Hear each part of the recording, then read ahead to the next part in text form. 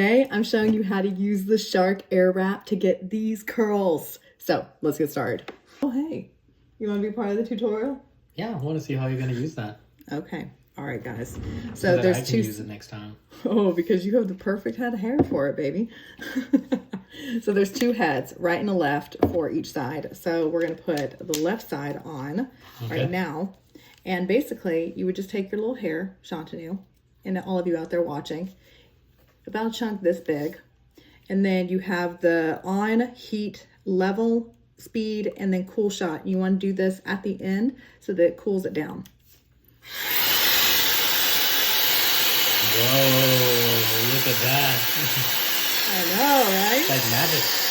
Is that not amazing? Hold it. Cools it down. Hot and cool shot. And then cold.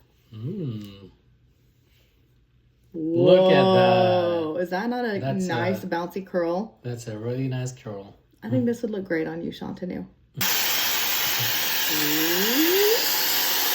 he goes. Bye, y'all. He's so cute. Woo!